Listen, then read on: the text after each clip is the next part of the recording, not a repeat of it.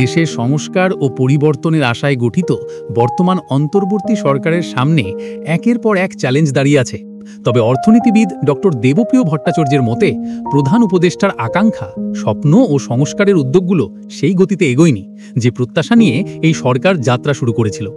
বৃহস্পতিবার দুপুরে সিলেটে সেন্টার ফর পলিসি ডায়ালগ বা সিপিডি এর উদ্যোগে নাগরিক প্ল্যাটফর্মের প্রাক নির্বাচনী আঞ্চলিক পরামর্শ সভা শেষে সাংবাদিকদের প্রশ্নের জবাবে এসব কথা বলেন সিপিডি এর সম্মানিত ফেলো ও খ্যাতনামা অর্থনীতিবিদ ডক্টর দেবপ্রিয় ভট্টাচার্য।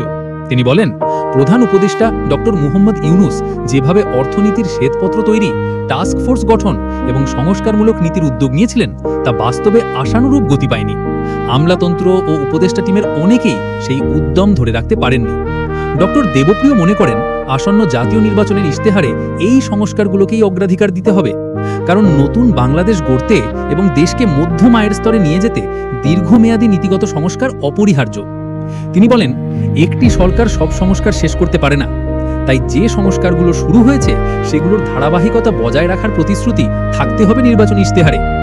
সভায় অংশ নেওয়া বিভিন্ন রাজনৈতিক দলের নেতা, সামাজিক সংগঠনের প্রতিনিধি এবং অর্থনীতিবিদরা তাদের মতামত তুলে ধরেন। আলোচনায় উঠে আসে, দেশের উন্নয়ন শুধু দৃশ্যমান প্রকল্পে সীমাবদ্ধ থাকা উচিত নয়, বরং শিক্ষার মান, প্রশাসনিক দক্ষতা এবং অর্থনৈতিক ন্যায় বিচারের সংস্কার জরুরি। মূল প্রবন্ধ উপস্থাপনকালে ডক্টর দেবপ্রিয় আরও বলেন, অতীতে আমাদের দেশে যে উন্নয়ন হয়েছে তা ছিল অনেকটাই চোখে দেখা উন্নয়ন। স্কুল কলেজের ভবন হয়েছে, সেতু সড়ক তৈরি হয়েছে, কিন্তু শিক্ষক, শিক্ষার্থী কিংবা মানব সম্পদ উন্নয়নে যথেষ্ট পদক্ষেপ নেওয়া হয়নি।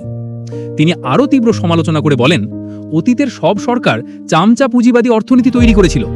এই ব্যবস্থায় কিছু চামচা বা সুবিধাভোগী শ্রেণী তৈরি হয়, যারা লুটপাট, দুর্নীতি আর রাষ্ট্রীয় সম্পদের অপব্যবহারের মাধ্যমে পুরো অর্থনীতিকে চোরতন্ত্রের রূপ দিয়েছে।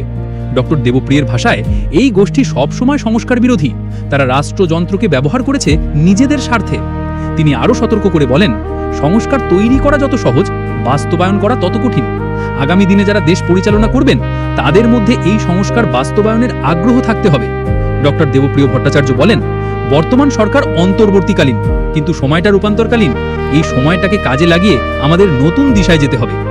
সভায় উপস্থিত আরেক অর্থনীতিবিদ অধ্যাপক মুস্তাফিজুর রহমান বলেন, অতীতের সরকারগুলো অনেক প্রতিশ্রুতি দিয়েছিল, কিন্তু বাস্তবে খুব কমই তা বাস্তবায়িত হয়েছে। তবে এখন পরিবর্তনের আশা আছে, আমাদের ভবিষ্যৎ আর আগের মতো হবে না।